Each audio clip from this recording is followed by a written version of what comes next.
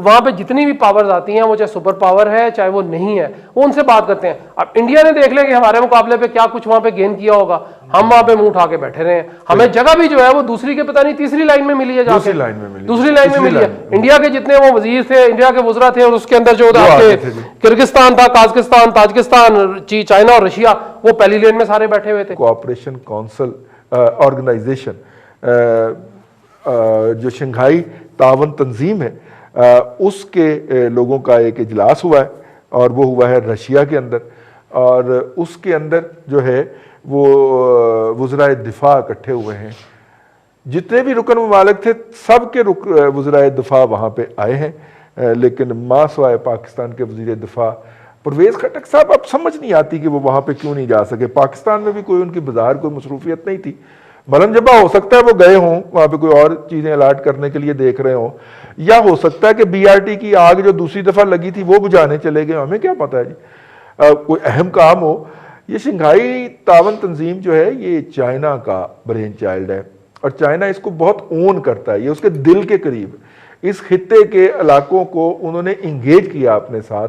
इसके अंदर ज़्यादातर वो ममालिक शामिल हैं जो रूस की साबिका रियासतें थीं, जो कि रूस के टूटने के बाद आज़ाद हुई थीं, और पाकिस्तान को इसमें ख़ास तौर पे और इंडिया को शामिल किया गया कि ये तावन बढ़ाया जाए। और चाइना जो है इस हवाले से बड़ा सेंसिटिव भी है। हमने वहाँ पे, हमारा वज़ीर दिफा नहीं गया, चले वज़ीर दिफा नहीं जाता, सेक्रेटरी दिफा चला जाता, नहीं गया। उनके भी नीचे का एक अफसर हमने भेजा है। अब उन्हें क्या पता कि हमारे यहाँ इन अफसरों का क्या मुकाम है, लेकिन अब दुनिया तो फेस वैल्यू पे लेती है ना कि हमारे वजीर हैं तो आपका वजीर आएगा तो हम मुलाकात देंगे, हम मीटिंग देंगे, वरना हम मीटिंग नहीं देंगे। तो लिहाजा साइड लाइन पे हमारी कोई मीटिंग नहीं हो सकी। ये तो एक नुकसान हो गया। इंडिया ने वहाँ पे लॉबिंग की ना जी, चाइना के साथ उसके वजीर दिफा ने मुलाकात की, और उन्होंने वहाँ पे एक पूरा डेलीगेशन के लेवल के ऊपर उन्होंने टॉक्स की हैं। वहाँ पे दोनों अपने अपने मुमालिक में वापस गए हैं। ये टॉक्स करने के बाद हमारा वहाँ पे कोई नुमाइंदगी नहीं थी। अब इसकी सेंसिटिविटी इसलिए भी बढ़ जाती है कि अभी कुछ दिन पहले चीन के सदर ने पाकिस्तान का दौरा जो है वो मुलतवी करने का ऐलान किया था, और उसके बाद हमने क्या आगे से रिएक्ट किया है कि जो चीन का सॉफ्ट वैली है हमने वहाँ पे हिट किया कि हम इस वक्त बंदा ही नहीं भेजे। अब शंघाई तावन तंजीम के रुकन ममालिक के वज़राए खारजा का इजलास जो है वो अगले हफ्ते, इस हफ्ते यानी कि वीकेंड पे होना है। उसके अंदर जाने का ऐलान कर चुके हैं जनाब वज़ीर ख़ारजा शाह महमूद कुरैशी साहब, पीर साईं। तो अब देखते हैं कि पीर साईं जाते हैं और किस तराक से जाते हैं। अपना सैफुर रहमान साहब, ये भी तो हो सकता है कि पीर साईं ने कोई कार्रवाई करके तो इनको ना जाने दिया हो कि जब मैं वहाँ पे जाऊँ तो बड़े तमतराक के साथ खबरें मेरी बने हैं। यानी आपका मतलब ये भी तो दम चढ़ा, ये भी तो हो सकता है। साहब ये जो पाकिस्तान के वज़ीर दिफा जो हैं वो नहीं जा सके, पाकिस्तान के अंदर भी उनकी कोई मसरूफियत नहीं थी, तो एक बिटर रिस्पॉन्स गया जी चाइना को।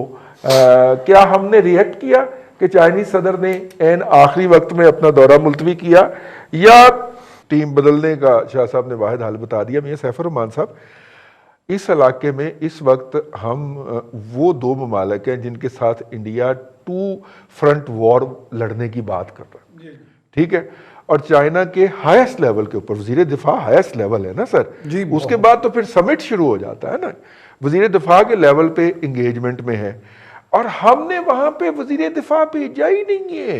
नहीं मैं कह फॉरेन पॉलिसी में जो आपके फॉरेन पॉलिसी के पहले तो रमूज़ इसरार ही मालूम नहीं है, मेरा ख्याल है कि जिन्हें मालूम नहीं है कि इसके जितने भी फॉरेन अफेयर्स के इनिशिएटिव्स होते हैं उनमें स्टेप बाय स्टेप और हर मौके पे आपने जो गेन्स है आपने कंसोलिडेट करने हैं। सही, ये नहीं आप कर सकते कि आप कहेंगे चलो आज नहीं भेज दे, कल परसों जाके फिर कर लेंगे। ये हर इनिशिएटिव को आपने कैश कराना है, उसमें आपने अपनी प्रेजेंस शो करनी है, आपने अपने पॉलिसी इनिशिएटिव्स जाके सामने आपने ऑप्शंस बतानी है कि जनाब पाकिस्तान की यहाँ पे ये प्रेजेंस है, स्ट्रेटजिक हमारी ये रिक्वायरमेंट्स हैं, और जो इस वक्त वज़राए दिफा का जो इजलास है हम उसमें अपनी ये सजेशंस लेके आए। सजेशंस भले मानी जाए ना मानी जाए, लेकिन इंडिया क्या कर रहा है देखें ना, उनको इल्ज़ाम लगा देते हैं जी 5th जनरेशन हाइब्रिड वॉर लड़ रहा है, हाँ। लेकिन हर जगह पे जाके बड़े वहाँ हर जगह पे जाके वो अपनी प्रेजेंस रखते हैं और हर चीज़ को प्रीएम्प्ट करते हैं। कोई भी आने वाला इवेंट है उसकी तैयारी होती है, पॉलिसी पेपर्स बनते हैं, डिफरेंट ऑप्शंस पे। अब देखें ना कि खित्ते में या दुनिया में जो हमारा फॉरेन पॉलिसी के जो अमूर चल रहे हैं उनमें हम तकरीबन फेलियर की तरफ जा रहे हैं। हमने किसी से कुछ ना कहीं से कोई हम खास कोई वो हमने गुडविल अपनी डेवलप नहीं कर हमने ये तय किया हुआ है कि हमने फेलियर की तरफ जाना मेरा है, ख्याल है रियासत को फेलियर की कि तरफ यहाँ ले जाना है। कॉन्फिडेंस का लेवल इतना बड़ा है ना, हमारे वजीर आजम साहब कहते मतलब हैं उन्होंने भी 92 के वर्ल्ड कप की झलकियां देखी होनी खुद चाहिए। एतमादी इतनी ज्यादा है कि कोई बात नहीं, अगर एक फेलियर हो जाता है तो आगे फिर एक और सही, उसको हम हल कर लेंगे, उस वहां को हम सही फेरेंगे। पहुंचोगे तो आपके पास एक चीन की दोस्ती है, भले चले इक्तसादी तावन है, भले उनकी अपनी शराइत पे सही, कोई ना कोई शराइत तो होती हैं, कहीं से भी आप को वर्ल्ड बैंक से लेते हैं, किसी मगरब से लेते हैं, अमेरिका से लेते हैं, शराइत तो आप पहले भी मानते आ रहे थे। तो चलो यहाँ से आपको कैपिटल फ्लो तो मिल रहा है, तो यहाँ पे आपका स्ट्रेटेजिक पार्टनरशिप भी है। पाकिस्तान का सिविल न्यूक्लियर मुआहदा है पीसफुल चाइना के साथ, जो आपके न्यूक्लियर रिएक्टर्स बन रहे हैं। बल्कि मुझे याद पड़ता है कि चाइना के मेटलर्जिकल कॉरपोरेशन के चेयरमैन को मैं मिला बीजिंग में, तो उनसे भी मैंने ये सवाल किया कि जी चाइना की अभी टेक्नोलॉजी न्यूक्लियर रिएक्टर्स में जो पीसफुल पर्पसेस के लिए है वो भी बहुत पीछे है। तो 300 मेगावाट से बड़ा वैसल नहीं आप बना सके। उनका now we are preparing that vessel. और वो मैंने उन्हें पूछा कि पाकिस्तान, उनका जी हाँ पाकिस्तान चूंकि हमारा स्ट्रेटेजिक पार्टनर है उसमें हम कंसिडर करेंगे। तो ये मैं समझता हूँ कि आप वजीर दिफा को भेजना आपकी बड़ी अच्छी बात है। जी जी। वो एक डिप्टी सेक्रेटरी भेज देते, मैं कह रहा जाके जो कहता है कि जनाब हम तो आपके नहीं चीफ ऑफ जॉइंट स्टाफ गए हैं वहां पे। मैं तो वो कह रहा हूँ रजा साहब तशरीफ लेके जैसे गए। आप कहते हैं कि मिनिस्टर्स जो हैं आपके, वो मिनिस्टर नहीं मिलते ना जी, लेकिन मिनिस्टर लेवल का ये समिट के करीब करीब आ जाता है, मैं समझता जी हूं जी बिल्कुल बिल्कुल। ये। और वहां पे देखें सारे काम एकदम सारे एजेंडे नहीं बन जाते ना, समिट में भी जाके कोई ऐसी चीजें बन जाती हैं कि जो घंटों में इम्प्लीमेंट हो जाए, लेकिन अपनी प्रेजेंस तो शो करनी है ना। आपने वहां पे लॉबिंग करनी होती है, लॉबिंग लोगों से मिलना होता है, लॉबिंग करनी है। और मुलाकातें चाइना का होती मैंने हैं। देखा, मैंने चाइना के international institute of strategic studies international affairs, वहां पे इतना काम होता है और पाकिस्तान फोकस पड़ा है, पाकिस्तान इंडिया बोथ जी, यानी ये बहुत बड़ा फोकस है। मेरा ख्याल है कि हमें तो पता भी नहीं है शायद हमारे इधर कि वो कौन सा इंस्टीट्यूट है और कहाँ पे वहाँ क्या काम होता है। सही। मासो है कि जो हमारे कोई मीडिया के सीनियर्स या चंद एक लोग जो डेलीगेशन वहाँ गए हैं, सही। तो इस तरह का कोई रेपो ही नहीं है हमारा वहाँ पे। असलान भट्टी साहब, ये वजीर दिफा को हमने चार्जिंग पे लगाया हुआ था या तोपे पाया हुआ था? भाई साहब दोनों मतलब इन्हें बातें करना की है यार, अगर ये किसी फोरम पे नुमाइंदगी के काबिल नहीं है ये शख्स, तो इसे वजीर दिफा बनाने वालों को भी कुछ शर्म करनी चाहिए यार। भाई साहब वो नहीं हो सकता, लेकिन मामला ये है जी कि वजीर दिफा हो सकता है कि आपने सही कहा कि मालम जब्बा में हो, वहाँ पे आजकल मौसम भी बहुत अच्छा है और वो वहाँ की जो बाकी ज़मीनें हैं रही सही उनको लौटना कहीं कर रहे हो, और उसके बाद वो चूँकि वहाँ ठंड है, वहाँ से ठंडी हवा जो है वो लिफाफों में डालकर वो लेके गए हैं पेशावर BRT, वहाँ जो दूसरी दफ़ा आग लगी है उसको बुझाने के लिए। अब मुझे बताइए कि हमने क्या करना क्या है। हम मेंबर बने हैं 2017 में 9 जून को, पाकिस्तान बना है, इंडिया बना है और उसके साथ एक जो मुल्क है मंगोलिया, हम ऑब्जर्वर थे, हमें मेंबर बना दिया। शंघाई 5 से हम 8 हो गए, अब 8 मेंबरान हो गए। इंडिया ने वहां पर ये काम किया जी कि इंडिया ने जिसका भी 2 मेंबरान रूस और चाइना है, दुनिया की 2 वीटो सुपर पावर जो पक्के हैं, वो तो पक्के हैं ना जी, वो तो शंघाई 5 के अंदर वो दोनों पक्के मेंबर हमें नजदीक ला रहे हैं जी। वो हमें उनको देखें, चाइना टाइम टेस्टेड फ्रेंड है हमारा, हमें जरूरत ही नहीं है उसके किसी शक शुबे की गुंजाइश नहीं है।